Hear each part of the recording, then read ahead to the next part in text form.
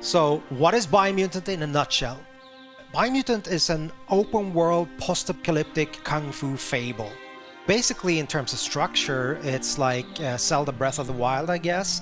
But the feedback that we've been getting over the years, it's that it's kind of a strange, weird, good mix between Ratchet and Clank, Devil May Cry, Batman Arkham, yeah, and a couple of other influences. So it's truly an open world game, 8x8 kilometers, filled with a lot of weird events and fun things to find.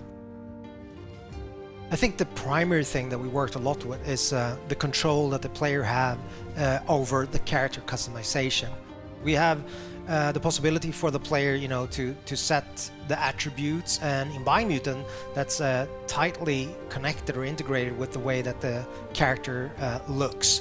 But the player is like completely free to morph their own breed, we call it a breed, but mammal, if you will. And eventually, people have a lot of assumptions on what kind of animal this is. But for me, and I guess the team, we have allowed the player to make what I call more like a Muppet.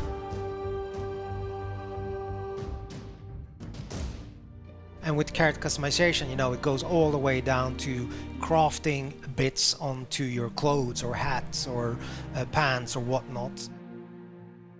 I guess the most important thing is the arsenal or the weapons. I mean, it's an action role-playing game, right? So we're focusing on the action parts of the role-playing aspect.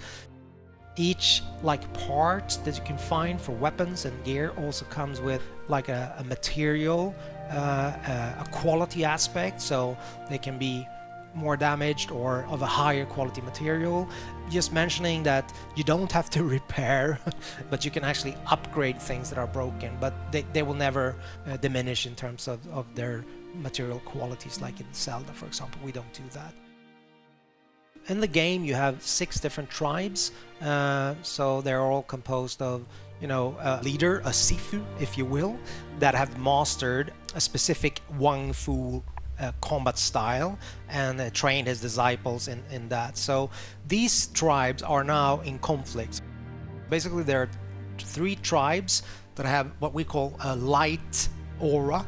So basically a good karma, if you will, if you want to paint it black and white.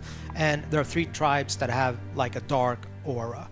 Eventually, at the start of the game, you will find that you have to choose an ally, so one of these 6 tribes. As you move along or go further into the game, you're free at any time to change your allegiance.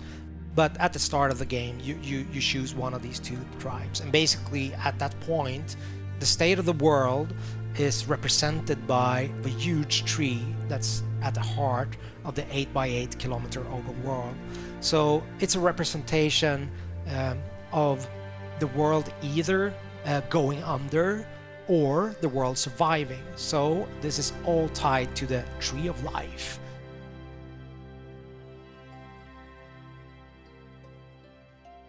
A light or a tribe, they want to save the world, so make sure that the tree survives, and also then uniting the other tribes, whilst allying with dark or a tribe would mean the opposite.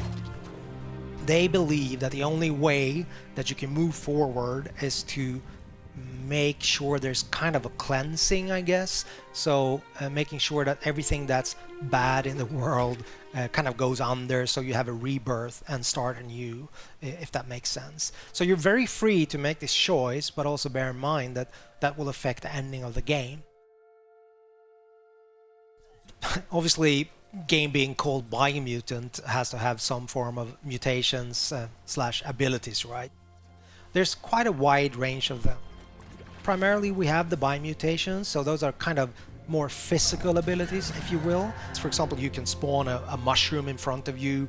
That has multiple uses. If I just use that one as an example in terms of creative freedom for you as a player, combining this jumping up on the mushroom with, let's say, just electricity shooting out from your fingers, like the Emperor in Star Wars, or once the character is airborne, like your enemy, just going up there, unleashing some other kind of strange abilities. I don't want to go into all of them. But the other aspect is the psi mutations. So those are more like your, you know, X-Men style abilities, if you will. Like, for example, levitate, which again can give you both exploration opportunities, but also then you can use it in combat in conjunction with other abilities, and obviously ranged combat. So that will give you an advantage, I guess. You're wanting to keep on exploring the world because you're wondering what's going to be, you know, around the next corner. And I guess the hope that we have as a group, as a team, is that that's going to be the unifying factor in terms of people playing the game and giving us feedback, that it's notable that the game has a soul or a vibe that is a little bit unique and special. That's my highest hope for the game, I guess.